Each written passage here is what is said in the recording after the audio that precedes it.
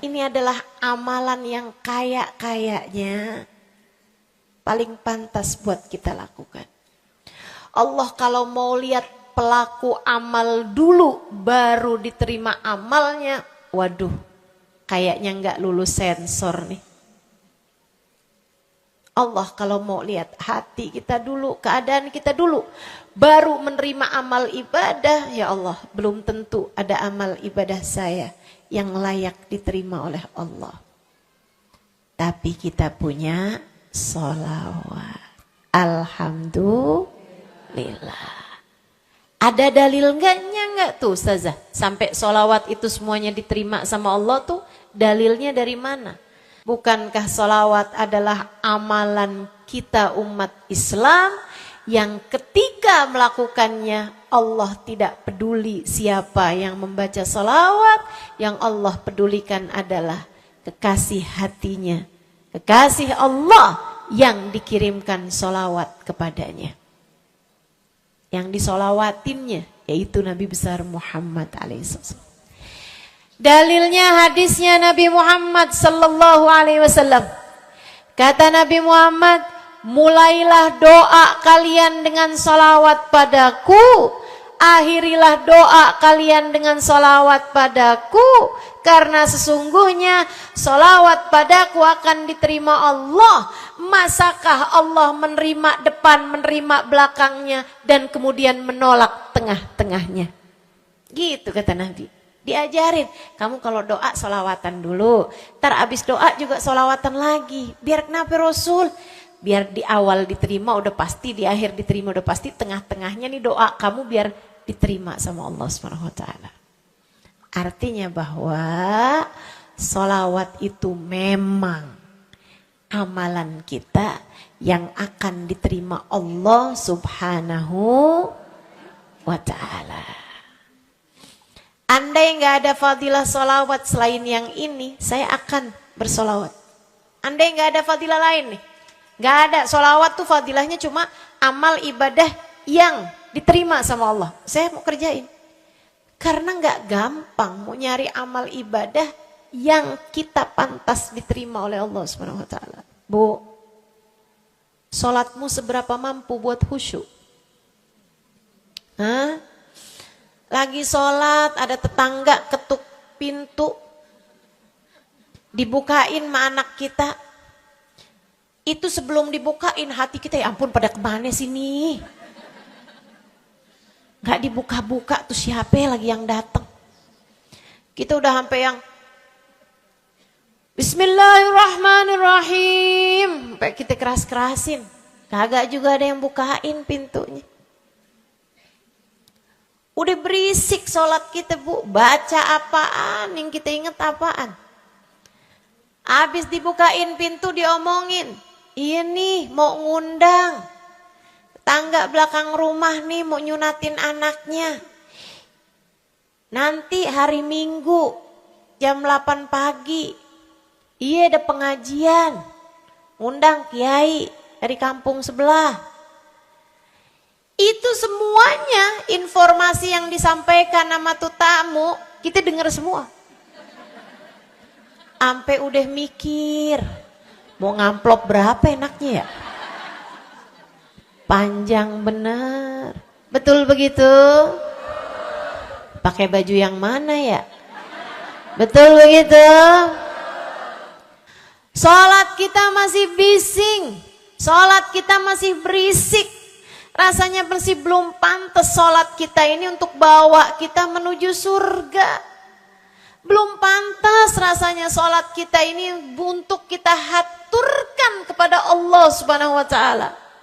Sholat kita ini belum layak diterima, bagaimana mungkin untuk dibalas? Diterima aja masih belum pantas. Katanya Sayyidina Hasan al-Basri alaihi ridwanallah, salah la tahdur fiha al-qalb fahiya ila al-uquba asra. Salat yang hati kamu enggak hadir di dalamnya lebih mendekatkanmu kepada azabnya Allah Subhanahu wa taala. Nauzubillah min dzalik. Gimana nih modelannya? Gak bisa kita andalkan sholat kita. Meskipun tentu saja kita tetap harus sholat. Jangan tinggal sholat. Ninggal sholat tuh kayak lagi gunting-guntingin tali yang antara kita dengan Nabi Muhammad. Kita nih sama Allah dikasih banyak tali nih. Kamu kalau berani-berani ninggal sholat tuh kayak lagi guntingin tali. Sekali kerjain, cret, putus. Sekali lagi chat putus. Ada beberapa tali, udah tuh. Ninggalin sholat beberapa kali dengan kesengajaan, dengan pengetahuan. Sangat sulit untuk menyambungkan dirimu dengan baginda Nabi besar Muhammad sallallahu alaihi wasallam yang telah mengatakan sesungguhnya perbedaan antara kita dengan orang non muslim adalah urusan sholat. Jadi itu fadilahnya sholawat. Jadi amal ibadah yang akan diterima Allah. Yang kedua, sholawat itu fadilahnya teman-teman sekalian menjadikanmu lebih mungkin dikenal sama Nabi Muhammad. Ini kalau buat saya penting banget. Jadi seseorang dikenal sama Nabi Muhammad. Ibu, kata orang nih saya terkenal. Diam semua. Kata orang, saya terkenal. Seenggaknya follower saya lebih banyak lah daripada ibu-ibu. Ya kan begitu? Seenggaknya yang dengerin kajian-kajian saya lebih banyak lah. Daripada yang dengerin ibu-ibu di rumah. Tapi ya Bu, kalau saya pikir-pikirin, sebenarnya dikenali sama siapapun itu enggak jadi manfaat. Kalau saya tidak dikenal sama Nabi Muhammad. Sebagaimana ibu-ibu, andai enggak ada siapapun mengenal dirimu Bu, kayak tetangga aja mau ngawinin kamu nggak diundang, misal andai nih saudara kita sendiri kenal tapi kayak nggak mau kenal gitu, andai nggak banyak orang kenal sama kita gitu kan, karena ya kita bukan sesiapa misalnya gitu.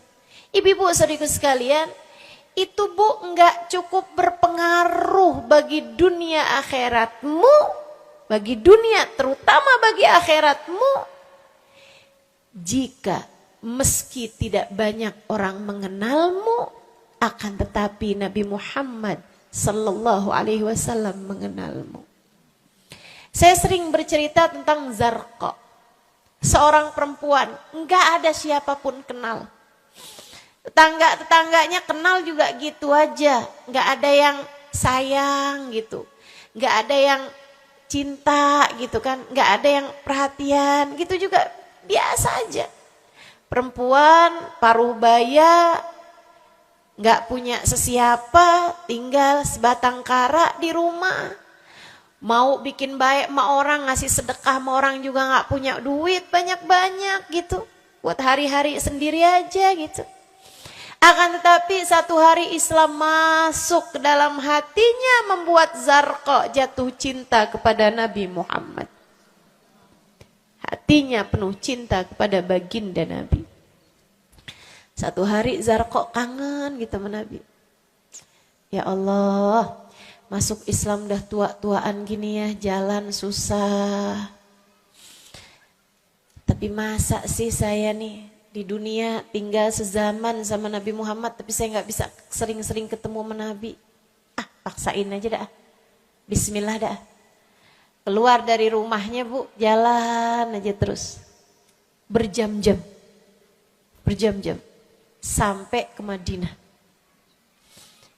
Di Masjid Nabawi, Masjid Madinah, masjidnya Nabi. Duduk nungguin Nabi, mau ngetuk pintu. Nggak sopan, berasa nggak adab, nggak akhlak ngetuk rumah Nabi Muhammad alaihissalam. Nungguin di luar di masjid. Sambilan nungguin dilihat ada sampah Ada kotoran-kotoran di sekitar masjidnya Nabi, di lantainya kan tanah, dindingnya juga bukan sesuatu yang ini gitu, nggak dicat juga gitu kan. Akhirnya diambilin sampah-sampah tersebut, dibersihin masjid Nabi Muhammad, disapuin sama dia masjid Nabi. Dia melakukan itu bukan karena apaan sih ini orang-orang nih masjidnya dibiarin kotor, astagfirullah, nggak gitu. Tapi dia melakukan itu bukan sambil ngomelin orang-orang yang buang sampah sembarangan, akan tetapi karena rasa cinta kepada baginda Nabi besar Muhammad sallallahu alaihi wasallam. Nabi keluar, disamperin Bu sama Nabi Muhammad. Karena Nabi itu urusannya urusan hati. Jadi kamu kalau kepengen dikenalin sama Nabi bukan dengan, wah ada maulid Nabi nih saya harus duduk paling depan. Enggak. Urusan sama Nabi itu urusan hati. Urusan sama Nabi urusan rasa. Bagaimana kamu terhadap Nabi Muhammad sallallahu alaihi wasallam. Seperti itu pula lah Nabi Muhammad kepadamu. Kamu sering merasa rindu sama Nabi, Nabi juga rindu sama kamu. Kamu sering ingat sama Nabi Muhammad, Nabi juga sering ingat sama kamu. Tapi kalau kamu lupa sama Nabi Muhammad, kalaupun lagi dengerin kajian tentang Nabi Muhammad, bosen Nabi Muhammad mulu yang diceritain, astagfirullah. Atau kamu baru inget sama Nabi Muhammad di saat-saat seperti ini. Pas udah pulang ke rumah, mikirin urusan tagihan listrik, mikirin urusan-urusan makan siang, makan malam, harus masak apa. Sampai Nabi Muhammad gak pernah lagi ada di pikiran kamu. Kalau seperti itu jangan salahkan siapa-siapa. Jika kamu pun juga menjadi seseorang yang dianggap lalu saja oleh Nabi Muhammad. Enggak dikenali secara khusus. Nabi Muhammad kenal sama semua umatnya, betul. Tapi dikenali secara umum. Pengen dikenali secara khusus, nih, dia nih caranya. Zarqa Bu disamperin sama Nabi Muhammad. Hatinya punya rasa cinta, khidmah sama Nabi Muhammad alaihissalam. Samperin.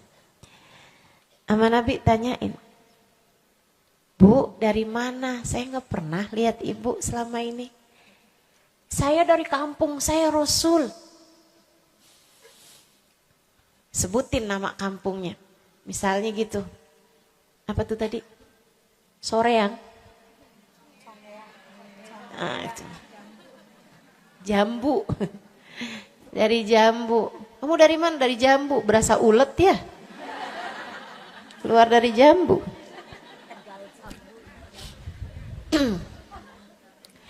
Saudara sekalian, Nabi kemudian bilang, dia bilang nih si Zarqa, nama saya Zarqa Rasul, saya dari kampung. Oh, datang ke sini naik jalan kaki Rasul. Wah, kesini mau nyapu. Enggak Rasul, ingin bertemu denganmu. Tapi betulan aja Rasul sambilan nungguin sambil nyapu. Oh makasih ya Bu ya, makasih. Didoain sama Nabi Muhammad. Waduh Zarqa girang, seneng banget. Seneng banget. Makasih Rasul pulang. Tuh penuh hatinya dengan rasa cinta. Penuh hatinya dengan rasa rindu pulang. Berapa hari kemudian, aduh datang kangen lagi nih, kuota cinta yang udah asalnya penuh, habis lagi nih, berangkat lagi, kali ini niat, bawa sapu, bawa lap, nyapuin rumah masjid Nabi, nyapuin, bersihin barang-barang di tempat Nabi. Terus begitu, berkali-kali. Satu waktu Nabi Muhammad kehilangan dia. Kok lama gak pernah kelihatan. Habis selesai sholat Nabi Muhammad berdiri. Kata Nabi Muhammad, Man minkum ra'a Zarqa. Siapa di antara kalian yang lihat Zarqa? Itu sahabat saling toleh menolong. Zarqa siapa sih? Zarqa siapa sih? Kagak ada yang kenal. Nggak ada yang kenal. Tapi Nabi Muhammad kenal. Dan itu cukup. Andai itu terjadi kepada saya. Andai tak ada sesiapa pun kenal, tapi Nabi Muhammad mengenal saya, itu cukup. Saya harus sampaikan kepadamu ibu-ibu, adik-adik, teman-temanku, saudariku sekalian, andai di dunia ini tak ada banyak orang yang mau kenal denganmu, tapi Nabi Muhammad kenal denganmu, itu cukup untukmu. Kayak Zarqa nih. Sahabat pada toleh-toleh, siapa sih Zarqa? Siapa sih Zarqa? Nabi Muhammad bilang, itu loh Zarqa yang suka datang terus nyapu-nyapu masjid kita. Oh, itu Zarqa namanya. Nggak pada tahu. Karena nganggap lalu aja, sambil lalu aja liatnya. Minkum ra'az Zarqa. Kata Nabi, siapa di antara kalian yang lihat Zarqa? Ada sahabat belakang angkat tangan. Ya Rasulullah, kalau yang itu kayaknya saya tahu deh Rasul. Dia tetangga walaupun agak jauh dari saya, tapi ya masih sekampung sama saya Rasulullah. Kata Nabi, bagaimana keadaannya? Sudah lama gak lihat dia, apakah dia sakit? Innaha matat ya Rasulullah, dia udah meninggal dunia wahai Rasul. Merah padam muka Nabi Muhammad karena marah. Kata Nabi Muhammad, halla tukhbiruni hatta usalli alaiha. Kenapa kamu gak ngabarin saya waktu Zarqa meninggal? Saya kepengen nyolatin dia. Sahabat itu bilang, edir nih ya Rasulullah, maafkan saya wahai Rasul. Rumahnya jauh dan saya gak tahu bahwa engkau kenal sama dia. Masuk di akal juga kan alasannya. Dan Nabi memang menerima alasan dari seseorang ketika dia berbuat kesalahan-kesalahan. Kata Nabi, kamu tahu kuburnya? Tahu Rasul, idan dullani ala qabriha hatta usalli alaiha. Kalau gitu tunjukin saya di mana kuburnya, saya akan mensolati dia dari depan kuburnya. Bu, Nabi berdiri, sahabat ini berdiri, sahabat-sahabat semasjid berdiri, mereka ikut semuanya jalan barengan sama Nabi berjam-jam jauhnya. Hanya untuk Nabi Muhammad mensolati seorang perempuan yang bahkan tidak ada sesiapa pun yang mengenal dia. Bu, orang kalau disolatin sama Nabi, kebayang kayak apa nikmat kuburnya. Orang kalau di dunianya dicari menabi kayak begini, di akhiratnya pasti dicari menabi. Orang kalau dicari sama Nabi Muhammad di akhirat, kelar semua urusan, beres semua urusan. Hisab, adab, lewat semuanya dicari sama Nabi Muhammad. Manusia yang dikasih Allah bisa pegang kunci surga. Kunci surga itu Nabi Muhammad yang pegang. Jadi ibu-ibu sekalian, kamu belajarlah, berusahalah buat jadi orang yang dikenali sama Nabi Muhammad.